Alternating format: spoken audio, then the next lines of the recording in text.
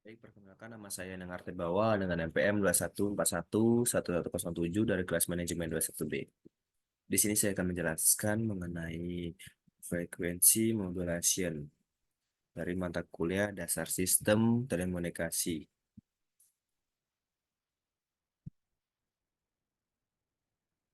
Baik, yang pertama yaitu definition frequency modulation. Jadi modulation frekuensi didefinisikan sebagai deviasi frekuensi saat sinyal membawa atau dari frekuensi tak modulasi termodulasinya sesuai dengan amplitude saat sinyal pemodulasi. Sinyal pembawa dapat berupa gelombang sinus, sedangkan sinyal pemodulasi atau informasi dapat berupa gelombang apa saja, sinu sinusoidal, kotak, segitiga, atau sinyal lainnya, misalnya sinyal audio. Persamaan syarat FN. EFN sama dengan sinyal termodulasi FN. I, EM sinyal pemodulasi, EC sinyal pembawa, V, EF, VC amplitude maksimum sinyal pembawa, MF indeksi modulasi FN, WC frekuensi sudut sinyal pembawa radian per detik, WM frekuensi sudut sinyal modulasi radian per detik. Indeks modulasi FN merupakan perbandingan antara deviasi frekuensi maksimum dengan frekuensi sinyal pemodulasi. Ini adalah rumus dari indeks modulasi.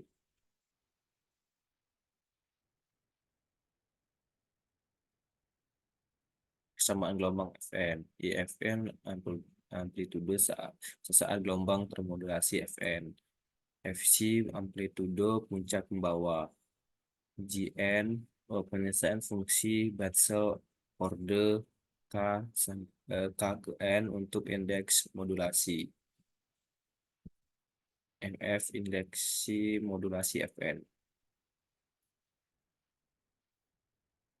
Menyelesaikan fungsi Bessel dengan memasuki nilai-nilai indeks modulasi frekuensi pembawaan. Dengan frekuensi modulasinya, maka dapat ditentukan pula penyelesaian fungsi Bessel yang bersangkutan. Selanjutnya, dapat digambarkan spektrum frekuensi sinyal termodulasi FN yang bersangkutan. Gambar 3 4 per 3 4,3 memperlihatkan contoh spektrum sinyal termodulasi FM.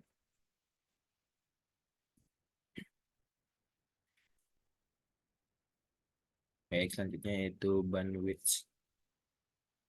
atau bandwidth pada frekuensi modulation.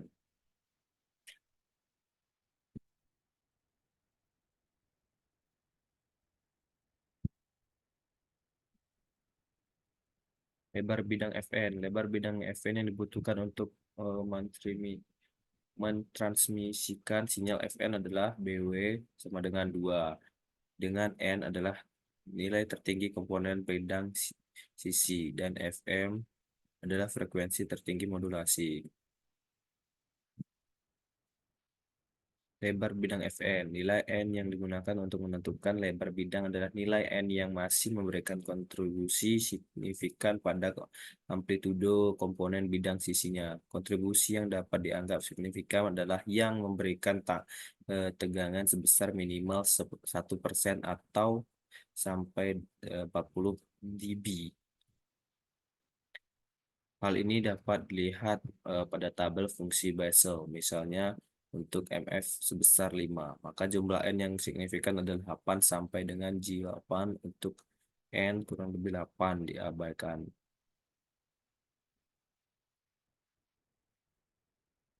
Carson Rhoads pada tahun 1938, G.R.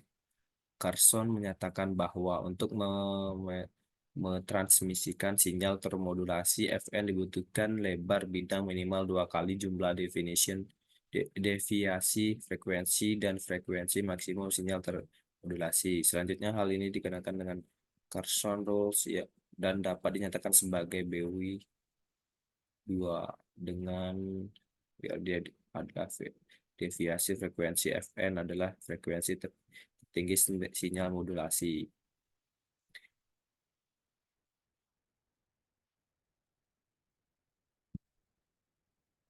Selain yang telah dibahas di atas,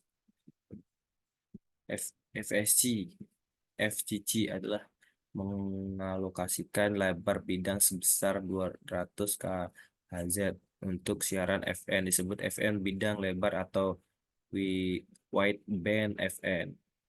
Deviasi frekuensi maksimum yang digajikan ada sebesar kurang lebih 75 kHz.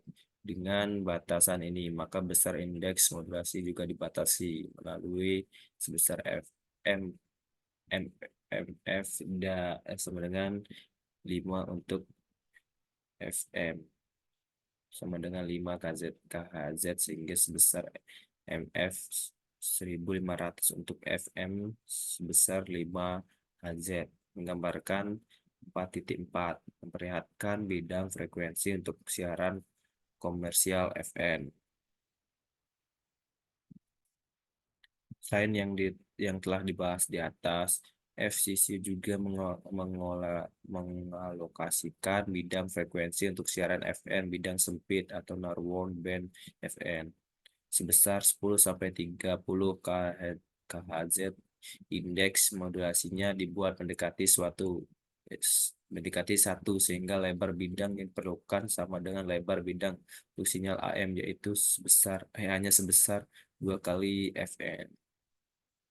Contoh FM bidang sempit antara lain sistem radio mobil untuk polisi, dinas kebakaran, pelayanan taksi, telepon seluler, dan radio amatir, dan lainnya.